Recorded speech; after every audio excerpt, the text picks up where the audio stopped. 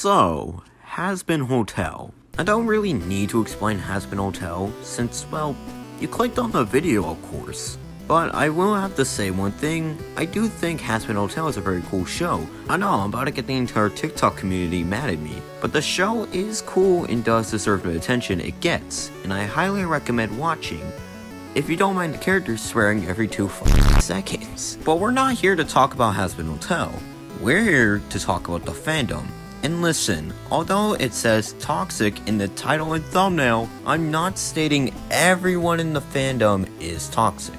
I do have some very nice and supportive friends who are fans of Hazbin Hotel. And yes, I know, every fandom has at least someone toxic. I'm sure one of my subscribers is toxic. And to those 3 people who are toxic, can you please stop? Okay, enough stalling. Buckle and goobers, let's officially begin. Actually, unbuckle real quick, I still have more things to talk about. Before I actually start this video is for entertainment purposes only. I will mention some people and creators who were part of these controversies, and I don't need any of you guys personally attacking the people who were involved in these controversies. Most of these controversies were a long time ago, and most people have moved on from them. Also, fair warning, this video does talk about homophobia, SA, suicide, and spending $50,000 on a terrible animation. So how we're gonna format this video is firstly, we're gonna talk about the homophobia, recasting voice actors, yeah, that's somehow a controversy, some scenes I don't even warn you about SA, suicide, and somebody spending $50,000 on an animation. But I'm sure you already know that 50K thing already, but we're still gonna talk about it. Okay, now buckle in again. This is Hazbin Hotel's fandom is very toxic. Alright, we're starting off with the pretty heavy stuff. So what I do believe what started this was the inclusion of Charlie Morningstar, who is the main character of the show, and Vaggie dating each other. And you're probably wondering, what's wrong with it? It's just 2 people dating. What made the fandom mad was that both of them were female, and it's basically kind of the same genders dating. I personally don't have a problem with that, and I say you can date whoever you want, but we're not getting into that today. But the fandom had a major problem with this, and an outrage was spread all over Twitter, and people absolutely shitting on Vivzy for making these 2 characters date. There's even a reply I'll show on screen showing one of these users absolutely shitting on Vivzy for that.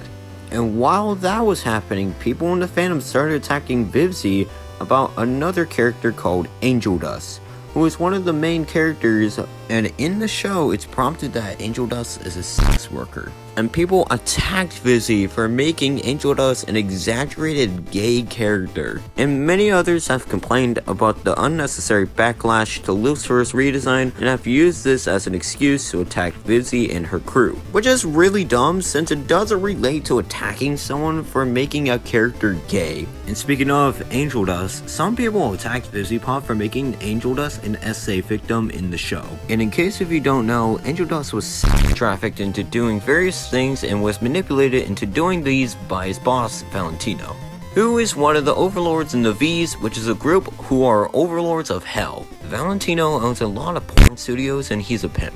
Many people hated Vivzy for implying SA into a show that they believe shouldn't be in there.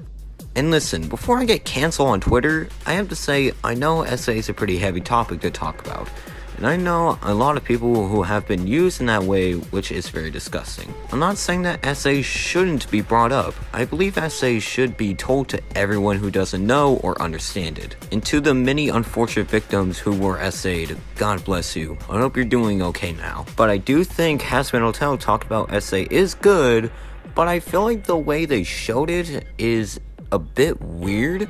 But other than that, that's all. There's nothing else to this section. Alright, now we're into the pretty heavy shit. This happened more recently as far as I can tell, but this was devastating to me and a lot of people. I don't know what caused this, but apparently the fandom had driven someone to suicide.